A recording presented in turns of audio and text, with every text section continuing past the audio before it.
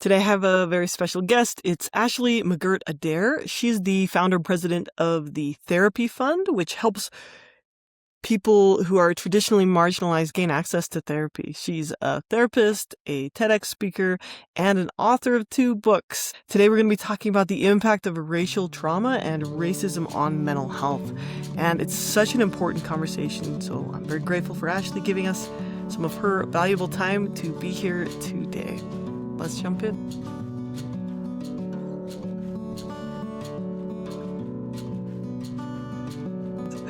All right, Ashley, thank you so much for being here. Really excited to talk about this with you. Super excited to be here with you.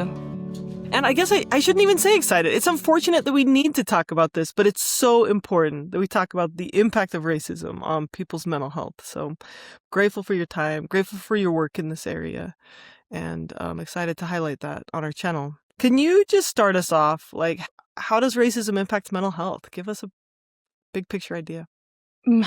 Big picture in a short amount of time. Racism impacts mental health at literally every aspect, from mental health to physical health, when we're looking at how it shapes whether people even seek help at all because of the stigma and because of the harm that has been done within the medical system overall on Black and brown bodies.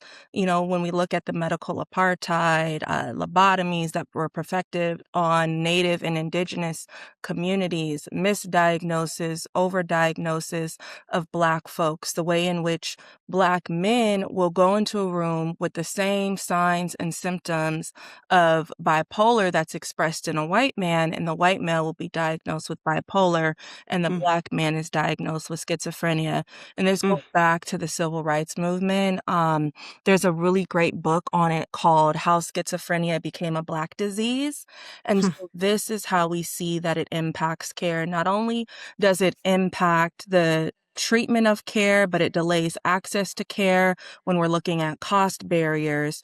Who has access? Who can afford the copays? Who even has adequate health insurance to be able to cover sound, culturally responsive care? And then who are the clinicians that are actually practicing from an anti-oppressive psychotherapeutic lens that even accept insurance? So then it becomes a private pay thing. And do people have the ability to pay $200-$300 a session? Whereas then only wealthy people have access to this. And when we're looking at Black and brown communities, we know that they tend to be impoverished, lower income, have so many socioeconomic factors. And also when we're looking at racism in healthcare, you know, the burden of the client having to educate the clinician. But this is why I even became a therapist. I wanted to be a lawyer. And I found myself at a very young age having to educate the therapist on race relations in America at 9 years old, you know? Oh my gosh. And gosh, I could go on. There's so many aspects of it, you know. It ignores racial stress as a real source of trauma when we're looking at racial trauma and the impact that racism has on our mental health. The traditional systems do not see racism as chronic, yet it is, and it's unpredictable, it's ongoing, and it really affects retention rates, outcome rates, so many different things.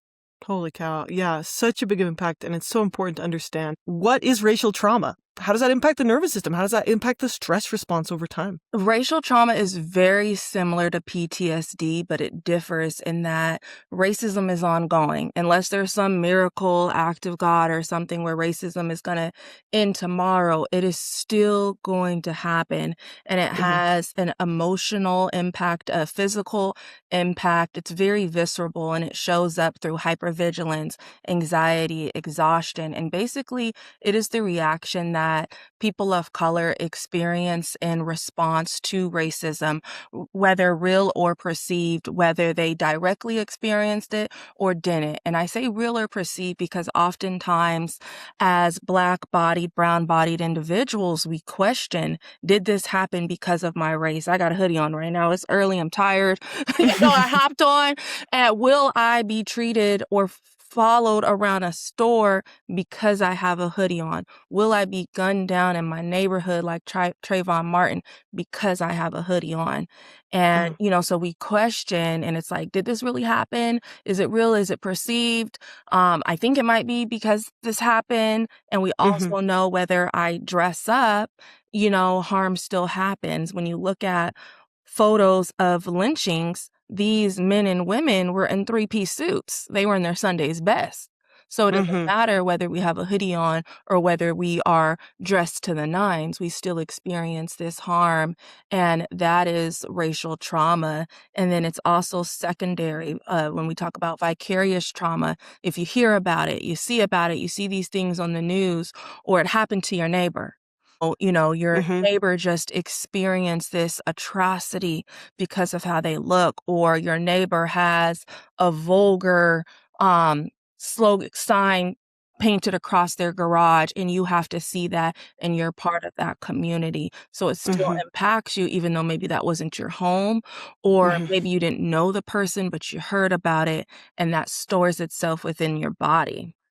So that constant threat perception of like, will I be mistreated? Will I be safe when I'm driving? Will I be safe when I'm jogging? Absolutely. Right? Will I be safe when I'm going to the corner store to get a treat? And it's like constant stress and fear. Yeah, and there's so many people where they weren't safe. Ahmaud Arbery, who was gunned down jogging, I can name countless people who went to a corner store and never made their way back home. What would you say to people? I feel like this week, this month, it's pretty hard to make this claim, but people who might say, well, that was a problem in the past, but it's not a problem now. And, I get this question often, especially the way in which media tries to portray these things as being so long ago, the black and white photos of Martin Luther King Jr. or the civil rights movement. I mean, Reverend Jesse Jackson just passed away a couple days ago. So he was alive. My mother was born in 1966. So she directly experienced all of these things. My great-grandmother was one generation removed from slavery. And Yeah. it was not that long ago. And when we wanna talk about, science, you can look at epigenetics and how they did a study of Holocaust survivors, and they saw how trauma still showed up in the bodies of those whose ancestors had experienced the Holocaust. So if that happened for them, of course, we know Oh, yeah. that trauma has been passed down for Black families who experienced the transatlantic slave trade and the things that followed. There has never been any healing after. And then after slavery ended, you've got mass incarceration, Jim Crow, redlining, segregation, all of these things, systemic oppression, the erasure of our history that is still happening today with the removal of diversity, equity, and inclusion, and eroding certain books and, banning these books and things and people. So it's still very present today. It's not a thing of yesterday. In fact, I would say it's more profound because we can see it in ways that we didn't see it in the past now that we have cameras, social media, all of the things. But even social media and the algorithm will ban and limit people's exposure to the truth. Mm. Mm. Yeah. It's so painful for me to see. And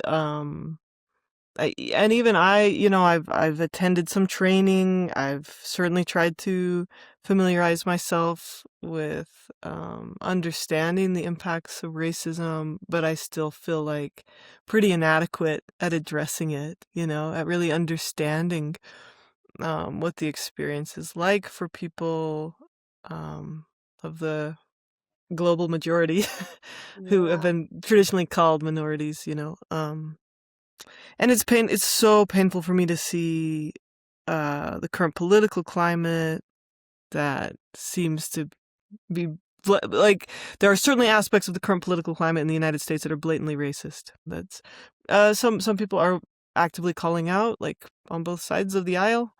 Um, but it's brutal. It's just brutal. Can't we move forward? Like, can't we move And forward that's the thing, as people want people? to move forward without, and you can't move forward without addressing both the past and the present. So, when people say it's Hmm. a thing of the past, why are the Yeah, outcomes still so present and every day? Why is it embedded in our housing, in our healthcare, in our education, yeah. in our criminal justice system? Hmm. And so, until we really deal with those past transgressions, we can't Hmm. move forward. And people want to say, stop talking about it. We don't want to talk about race. We want to hide it. It's the elephant in the room. I don't see color. Hmm. If you don't see color, Hmm. it means you don't see me. You don't see my current hurt and my current pain in the present moment. When I say move forward, I mean, can't we move forward to a place of empathy where we can really see people and listen to their stories and understand them? And I think that requires a lot of us, myself included, to really be willing to question what we think, which is hard. We have a default to like confirmation bias, right? Just, oh, if I think it this way, then I'm going to ignore the evidence otherwise until something really forces me to Mhm. consider a different perspective. And um yeah, well, okay, so for thousands of years, for a long time, but especially in the history of the United States with the slave trade and everything, um, entire generations of people have been mistreated and still are being mistreated. That impacts people on a daily level, their stress levels. Can you give any specific examples or stories from clients or yourself that can demonstrate how racism impacts someone on a micro level? Yeah, so I just finished writing my book, The Cost of Healing in Silence, Mhm. Navigating Racial Trauma and the Call for Culturally Responsive Care. And I share several stories in that. One in particular, which I have an entire chapter dedicated to, is on Janelle, who was actually studying social work out here in California, had her entire future ahead of her, and was ignored by the healthcare system. She was sent home, dismissed, and ultimately would die at home and be found by her family members. Her own father made it to her before the ambulance did. And so when I think about these stories, I think about Janelle. I think about my own grandmother who died extremely young as a result of a stroke. She experienced a brain bleed and she was sent home by her medical provider. They didn't contact any family, give her anything, any tips or tools or what to do. They just said, hey, you got this brain bleed. I'm going to discharge you. Go home, whatever. Yeah, What? and the same thing, this was in the '90s. So Hmm. and here we are, 2026, and well, it actually happened last year, 2025. Jamie Foxx experienced the same thing, and he was sent home with a brain bleed. This is a multi-millionaire comedian, actor, and he details the story on his Netflix stand-up. What had happened was where he shares the story, which is very similar to my grandmother. Unlike my grandmother, Jamie Foxx survives to tell the story. And I bring him up not to highlight his celebrity, but because these things happen, no matter where you are on the economic spectrum, whether you're a Serena Williams or Beyonce, who both experienced problems while giving birth to their babies. And we see how they were dismissed and all of the things that happen with Black women and, the increased mortality rates when Black women are giving birth. And so these are some of the stories that I talk about in my book, the stories that I've experienced within my own family, within my own health, and with my own life. And these show up on a daily basis. Uh, Hmm. when I put out the notice on social media that I was writing a book about the impact of racial trauma in healthcare, dozens upon dozens of people sent me messages sharing with me their stories. Oh my goodness. So, and to summarize those, I'm gonna guess here what you're hearing, and you have more data than I do, but that people are not listened to, they're dismissed, they're misdiagnosed at higher rates than white people. Exactly, exactly. And our mortality rates, where you're dying at disproportionate rates in Mhm, comparison to our white counterparts, which can be contributed to systemic racism, mhm, oppression. I did hospice therapy for a number of years, and I saw two very different life expectancies for my white patients who would be living well into their hundreds, and my black mhm, and brown patients who would be dying very young. My very last hospice patient was a 23-year-old Black woman who I mm, sat at the bedside and I watched her pass away from preventable disease, mm, all of these things that take a toll on our body. And when I look at her life and her family members, her brother was murdered by the police in Federal Way, Washington, and just so much trauma upon trauma that she carried at such a young age. She was only 23 by the time I met her and by the time she left this earth. And there's countless stories like this of the people that I served, and you see two very different, stark outcomes from Black community members and our white counterparts, due in part to the impact that racism has not only on our mental health, our physical health, but our overall lifespan. yeah, yeah.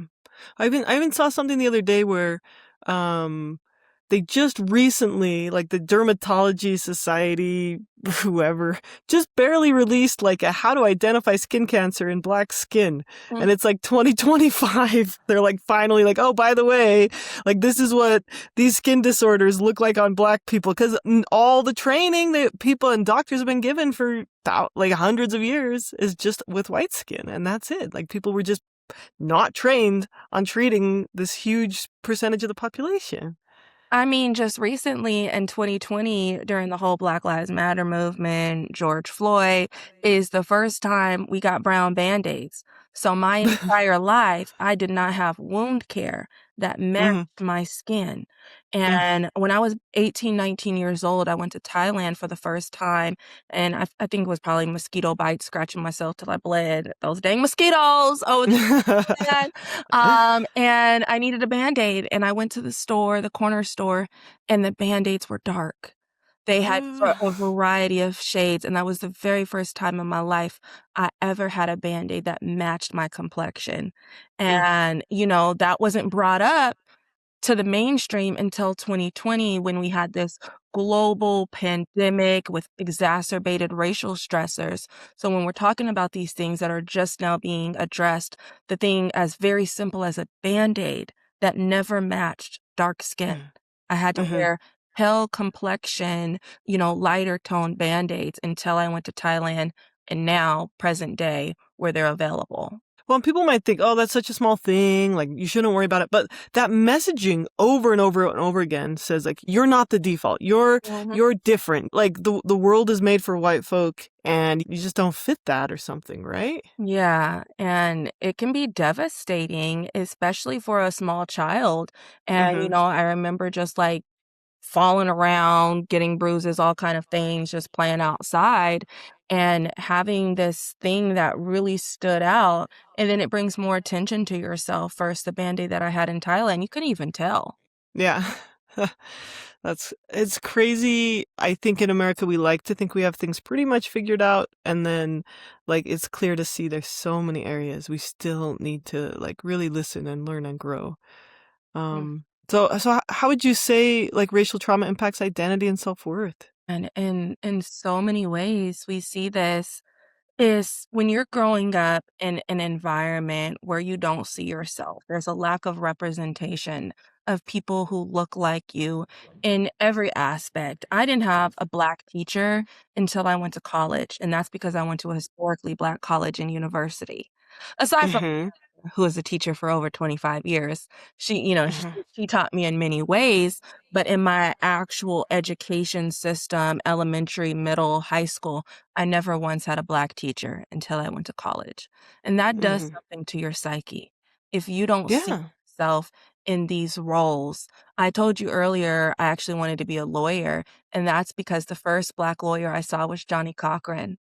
And Mhm. I remember watching the OJ trial and just being so enamored with this man who I had never seen in a court system who's not being judged while OJ was on trial and another Black man, but seeing a Black man represent him, I'm like, I want to do that. I want to be able to do that, working within the criminal justice system and all of these different things. And that idea didn't implant in my mind until I saw somebody. While he was a man, he was a Black man. And I'm like, if he could do it, maybe I could do it. And so that is how racial trauma impacts our identity, how we see ourselves.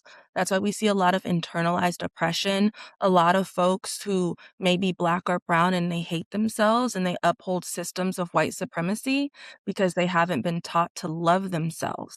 And if you don't see yourself as beautiful or in certain lights, then you're going to have a negative impact.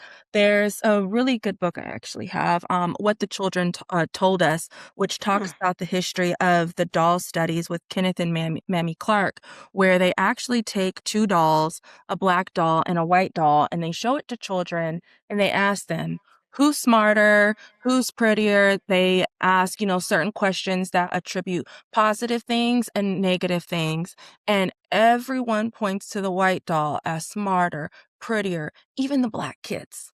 99% of them chose the white doll. And then when they asked the children, especially the Black children, which doll looks most like you? Many of them start to cry because they realize they just attributed all of these negative attributes to the doll that looks most like them. Oh. But how did they learn that? Who taught Mhm. that they were Yeah. less than? Yeah, well, in all the movies and TVs where the hero is white and there's no Black representation, right? The system that that consistently disadvantages people of color, right? Yeah. And, we've witnessed the dehumanization of an entire population of people that still plays out today. We just Uh-huh. had the current president compare the former president and his wife to apes. And Yeah, that is completely just mind-blowing, unacceptable. Just cannot even wrap my head around it. And this is a centuries old argument when we look at the evolution theory and how a lot of racist individuals used evolution to say that Black people were the least evolved and we were closest to apes. Yeah, no.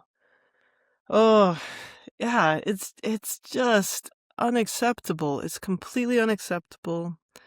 And we got to do better. We got to do better. And it's interesting because I feel like so for those of, so for those of us who are white, like I feel like it's harder. We need to do the work. We're responsible to do our work, to learn and to understand other people's perspective. And it's hard.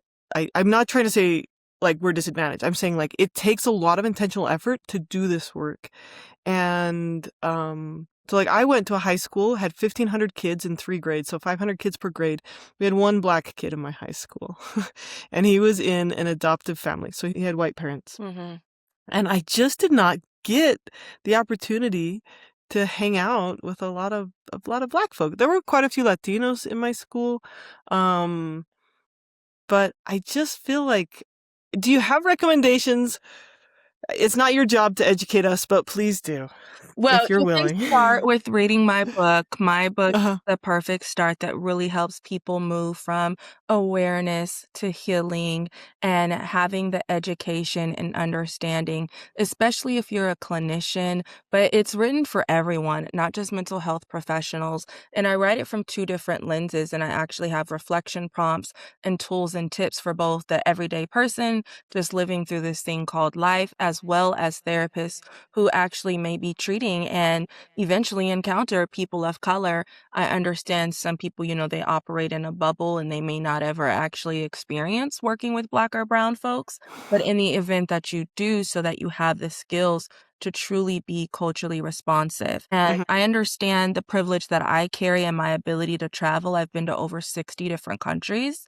And Whoa, yeah, I'm a very that's awesome. avid traveler. My first book was actually called I Tried to Travel It Away, Mental Health Tips for Travelers. I saw that. I saw that. I was like, that Yes. sounds great. Let's go. Let's just run away. Right. And that's why I wrote it, because we were always trying to run away from our problems, especially Mhm. millennials, catch flights, not feelings. It's like, you got to deal with the problems because they're going to meet you when you come right back home. But I say that to say, through traveling, I've experienced so many cultures and communities that I had never heard of.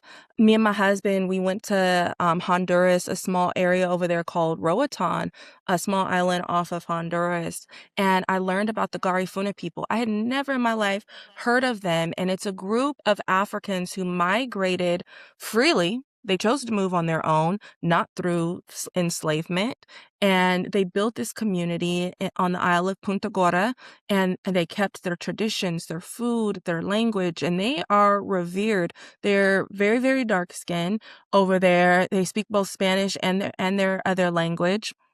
And it was really fascinating to just learn, that there's a group of people from Africa. We move all the time. I go back and forth I live in both Seattle and San Diego. I've lived in Atlanta.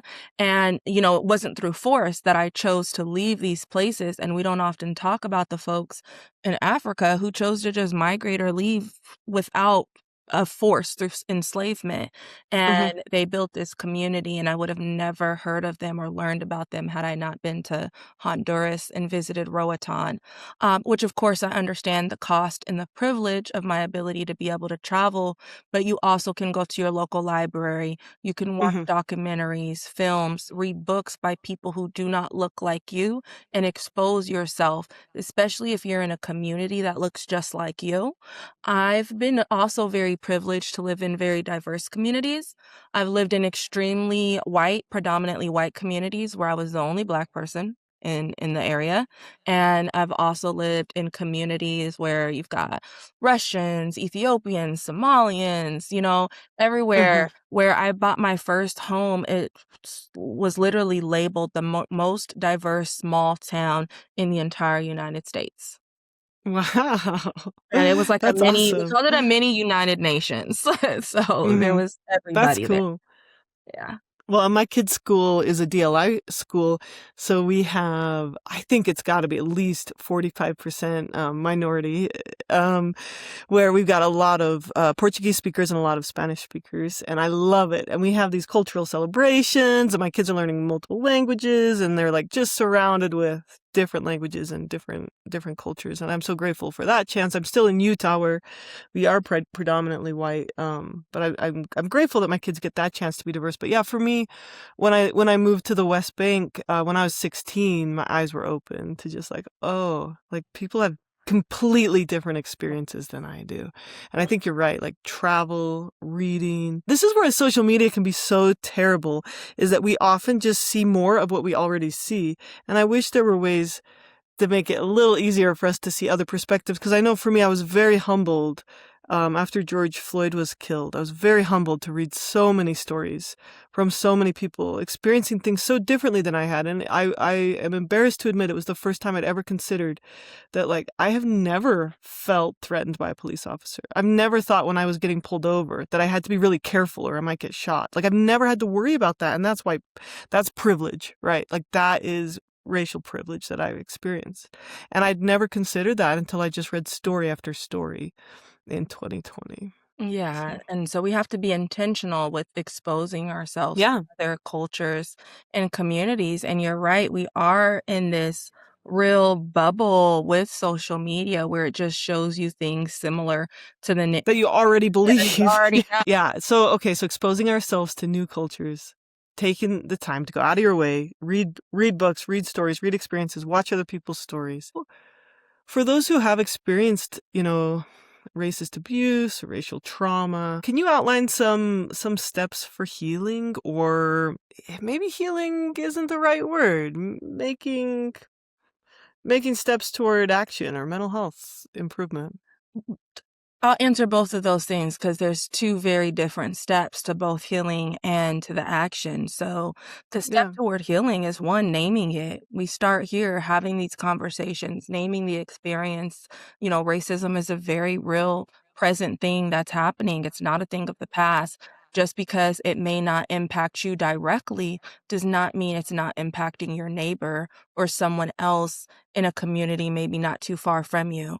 And Yeah. and we have to validate the impact on the body, the mind, and, break free from that silence. Find culturally responsive support. Reclaim our rest, our boundaries, our joy. The world can be quite chaotic, but it can also be filled with so much joy and love. And it's important for us to lean in on that and lean into collective healing. And then when we talk about action, I think it's important for us to commit to doing one thing. Oftentimes, we hope things are going to change. We hope things will get different. Obama ran an entire campaign on hope. And when we hope, we remove ourselves from the action because we think somebody else will do it. I travel all the time, as I mentioned. When I'm on a plane, I hope the pilot will fly me safely to my destination. I hope the weather's going to be okay. These things are all outside of my control. I cannot control the weather. I don't know anything about aviation, and I cannot fly a plane. So when we move from hope to commitment and we see ourselves as an agent of change and not somebody who can't do a thing, we like to say people like Martin Luther King Jr., Malcolm X, Ida B. Wells, that these were extraordinary individuals. And I don't want to take from them because they are amazing, but they were not extraordinary. They were normal, everyday humans who decided to act, who decided to commit to a thing and make a change. And we Mm. all can commit to just one thing. It can be something small. You don't have to start big. You don't have to go out with a picket and rally and all of the things, but you can do something intentional that you yourself can do as opposed to hoping it's gonna get Mhm. better and Mm. hoping someone else will fix it. Mm. Can you give some concrete examples? Yeah, you can share this conversation. You can read a book, watch a film, have a conversation with your neighbor. You can speak up when you see harm being done. When Mhm. you see someone discriminating against another being, you could say, "That is not right. You Yeah. treated me this way, but you treated them another way. Mhm. You asked me nothing. You're Mhm. asking them for their ID, their social security number, their birth certificate, but you didn't ask me that. Why are you Mhm. doing it to this person? What is it that's different about them?" Question. When you make Yeah. people answer and think about their actions, then they're in a position to, why did I do that? Why did I question this black or brown person in a way I did not question the white person? Right. I have a very mixed family. My brother's half white. I've got cousins, Asian, white, alike. And I remember growing up and being out with my brother's white father. They would assume I was the adopted black child. Nobody knew what my brother was. They were always asking me, "What is he? What is he? Like, what do you mean? He's human. I don't where do you Yeah. ask me?" Like what? They don't want a Yeah. name that they want to figure out what is he mixed with? Why does he look the way that he looks? Yeah. And they want me to answer it, so they'll never ask my brother, but they'll ask me. And just the way in which I watched how his father, a white man, was treated when we navigated certain spaces and how my white uncles were treated or how my black mom was treated. It was Huh. very, very different. We navigated the world very differently. And Huh. then add on that layer when they see him with black children or a black spouse at the time when he was married to my mother, the way in which he was treated, because interracial marriage was not really a thing at that time in the 90s when they were Yeah. together. And Huh. it has impacted my brother to this very day. He struggles with substance use, and I see how many of his experiences led to that because of the way this world treated him and was so confused by his utter existence Mhm. and did not see his humanity and didn't know how to treat him. Is he black? Is he white? What is he? Is he Samoan? They would always question and ask me, his black sister, what's up with him. Yeah. Hmm. Oh man. It's still so sad. So how it's hurt. It just hurts that this still exists. And do you have advice for people who like are actively experiencing, like, can you heal or regain a sense of health? Like, I guess here's the question.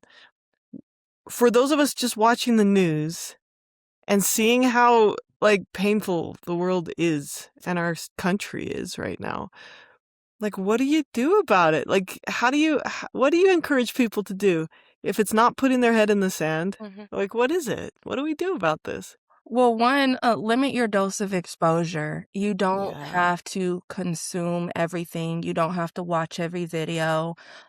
And you will still find out what's going on in the world and you'll be informed. I think a lot about the Amish community and how they showed up during the George Floyd protests. I don't know who flew a kite to their community and let them know what was going on if they're not supposed to be watching television and all of these things, but even they were outraged. So I say if the Amish community can find out what's going on, you'll find out. You don't have to watch everything. Pay attention to your body because racial trauma shows up physically. Your chest tightens, you'll have headaches, fatigue, trouble sleeping, irritability, all of these things. And it is so important for you to really give yourself permission to pause, stay connected with your community, build a community, forge a community where you can have positive conversations. You can't heal while you're constantly being activated, while you're constantly Mhm, being exposed. So it's important to find safe spaces where you can do that and mhm, practice grounding and regulation. I do a form of progressive muscle relaxation every morning before I wake up and before I go to sleep. I have a high bed, so my feet will just automatically go into position and I'll start doing progressive muscle relaxation. I mhm, also do tapping, somatic therapy, and all of these things help us forge a path toward healing and wellness. And most importantly, seeking support when it's needed, finding a good, culturally responsive clinician who has an awareness and an understanding of how racism impacts our mind, our body, our spirit. And these are some of the things that we can do, join a book club if you like reading, or a movie club if you're into movies and maybe you don't like reading, or listen to audiobooks, all of these different things. Go outside, ground yourself in the earth. There are so many different aspects. And I just gave a whole long list. If you only do one thing, that is okay. You don't yeah, have to do everything on the list. You can mhm. take it small, one step at a time. That's awesome. Well, thank you so much. Is there anything you wished I had asked you, or anything you feel like you just really want to say before we wrap things up? I think you asked really great questions.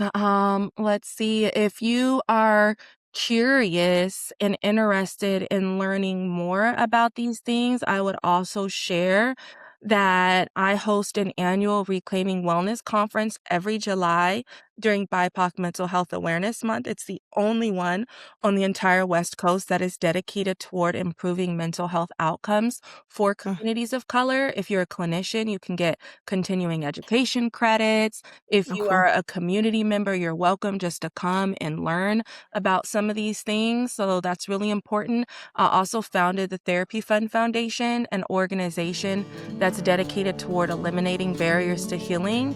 We provide free therapy to Black and other historically excluded communities. We have a scholarship fund, peer support, and we do a wide variety of things. That's awesome. That's so good to know. Thank you so much. And I'll make sure and link those in the description as well as your book. Thank you so much for your work in this area. It's so needed, and I really appreciate you taking the time to come tell my audience about it.